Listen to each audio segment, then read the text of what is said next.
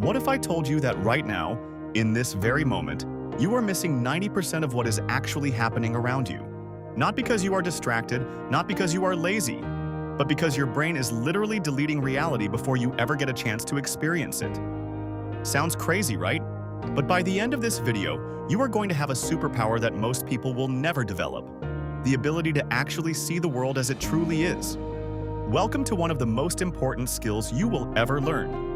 I am talking about the art of shifting your perception, of training your mind to pick up on what it normally filters out. This is not some vague self-help advice. This is a practical, trainable ability, and once you unlock it, you will never experience a single day the same way again. So let us dive in. Here is the thing about human perception that nobody tells you. Your brain is not a camera. It is not faithfully recording everything that happens around you and then presenting it to you like some kind of documentary. Your brain is more like an editor, a very aggressive editor. It takes in an overwhelming flood of sensory data every single second, and then it cuts, splices, deletes, and rearranges that information based on what it thinks you need to know. And the key phrase there is what it thinks you need to know.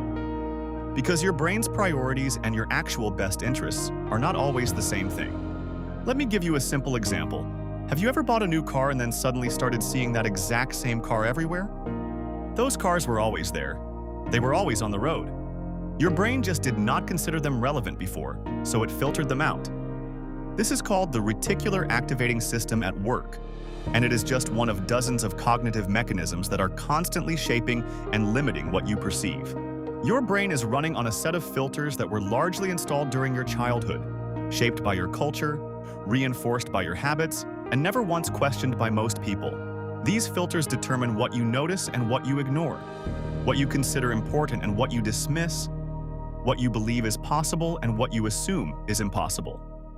And the result is that most of us are walking through life looking at the world through a tiny keyhole and mistaking that narrow sliver of light for the full picture. Think about it this way. Two people can walk down the exact same street at the exact same time and have completely different experiences. An architect notices the building facades, the way light plays off the angles, the structural choices that were made decades ago. A musician hears the rhythm of footsteps, the melody of traffic, the way sound bounces between walls. A botanist sees the species of every tree and can tell you which ones are thriving and which ones are stressed. None of them are wrong. They are all seeing real things. But they are each seeing a different reality because of the lens they are looking through. And here is the uncomfortable truth. Your lens has blind spots. Big ones. And those blind spots are not just limiting your appreciation of a nice walk down the street. They are affecting your relationships, your career decisions, your understanding of other people, your creativity, and honestly, your entire experience of being alive. Confirmation bias alone is staggering in its effects. Once you believe something, your brain will actively seek out evidence that supports that belief and minimize or completely ignore evidence that contradicts it. This means that over time, your perception of reality gets narrower and narrower, more and more distorted, and you become increasingly confident that your shrinking view is the objective truth. It is like wearing glasses that slowly get darker and darker while simultaneously convincing you that the sun is going out. So how do you fight this? How do you break through these perceptual barriers and start actually seeing more of what is really there? The first technique is something I call deliberate discomfort of perspective. Here is how it works. Once a day, pick a situation you are in and deliberately try to see it from the most different viewpoint you can imagine. Not just a slightly different angle, the most radically different perspective available.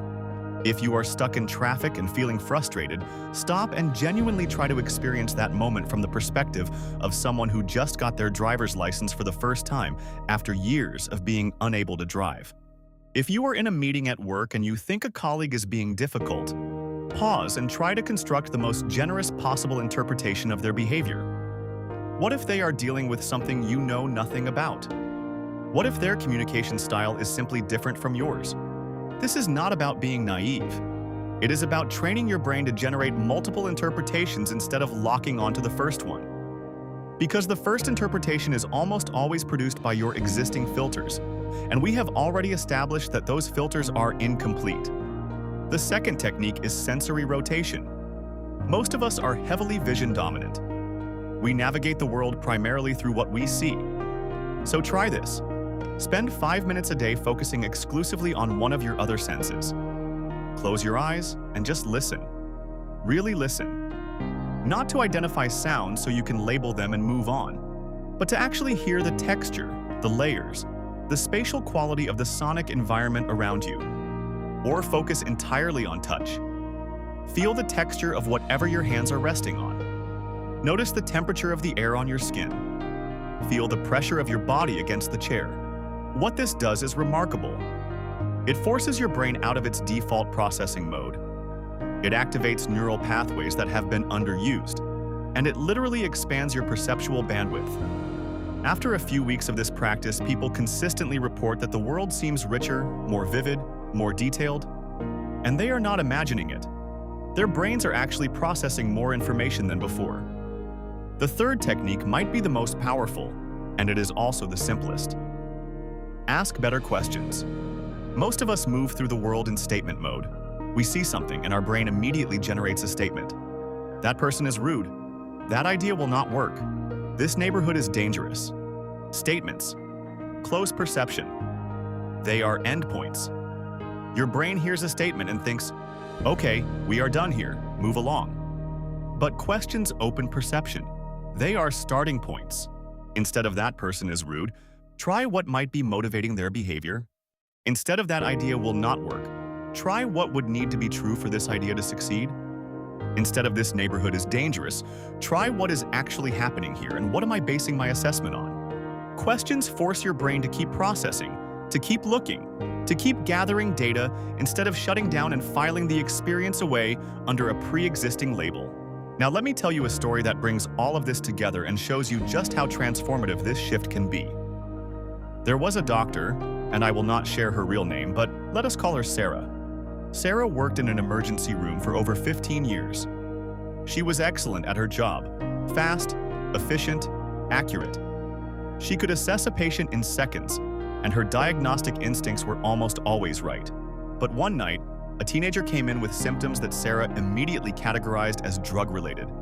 Everything fit: the age, the presentation, the neighborhood the kid came from. Sarah had seen this exact situation hundreds of times. She ordered the standard protocol and moved on to the next patient. But something nagged at her. She had recently started practicing perspective shifting, not for work originally, but just as a personal exercise. And that tiny new habit created just enough of a pause, just enough of a crack in her automatic processing for a question to slip through. What if I am wrong? She went back. She asked the teenager more questions. She listened differently this time, not to confirm what she already believed, but genuinely to hear what the kid was saying. And what she discovered changed everything. The teenager was not on drugs. He was having a rare allergic reaction to a medication he had been prescribed for the first time that week. A reaction that, if treated as a drug case and not an allergic response, could have had serious consequences. Now, here is what I want you to understand. Sarah was not a bad doctor before that night. She was actually a great doctor. Her filters, her pattern recognition, her ability to quickly categorize and respond, those things saved lives every single day. But they also created blind spots. And on that one night, the difference between perception and reality was the difference between the right treatment and the wrong one. This is the thing about changing the way you see. It is not about throwing away your existing knowledge or your instincts. Those are valuable. It is about adding flexibility to them. It is about building in a pause, a moment of questioning, a willingness to consider that the map you are using might not match the territory you are actually standing in. And when you do this consistently, the effects compound in ways that are genuinely extraordinary. Your relationships improve because you stop reacting to the person you assume someone is and start responding to who they actually are. Your problem-solving improves because you can see solutions that were invisible when you were looking from only one angle. Your creativity explodes because creativity is fundamentally about making connections between things that seem unrelated. And you cannot make connections you cannot see. Your emotional resilience grows because when you can reframe a situation, when you can see it from multiple angles, you are no longer at the mercy of your first emotional reaction. You develop choice.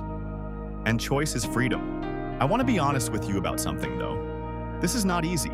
Your brain resists this kind of work. It has spent your entire life building these filters because they are efficient. They save energy. They allow you to process an impossibly complex world quickly enough to function in it. So when you start deliberately challenging those filters, your brain pushes back. It feels uncomfortable, it feels slow, it feels wrong. And that discomfort is precisely the signal that you are growing. If shifting your perspective felt natural and easy, it would mean you were not actually shifting anything. You were just circling back to a viewpoint you already held. The real shift, the one that unlocks genuine new perception, always comes with a moment of friction. A moment where your mind says, wait, this does not fit my model. And instead of dismissing that feeling, you lean into it. So here is your summary. Your brain filters reality aggressively, and those filters have blind spots. You can expand your perception through 3 daily practices. First, deliberate perspective shifting where you consciously adopt radically different viewpoints. Second, sensory rotation where you spend focused time with underused senses. And third, asking better questions that open up processing instead of shutting it down. Together, these practices do not just change how you see the world, they change what world you're able to see. Now, here is what I want from you. I want you to try one of these techniques today. Just one. And then come back to the comments and tell me what happened. Tell me what you noticed that you would have missed before. Tell me about the moment where your perception cracked open even just a little bit. Because I read every single comment. And honestly, some of the most powerful insights I have encountered have come from people in this community sharing their own experiences. If this video gave you something useful, hit that subscribe button. I put out new content regularly on the fascinating science of how our minds construct reality. And if you know someone who is stuck in their way of seeing things, someone who could use a fresh lens, share this video with them. Sometimes the most valuable gift you can give someone is a new way of looking at what has been right in front of them the whole time. Thank you for watching, and I will see you in the next one.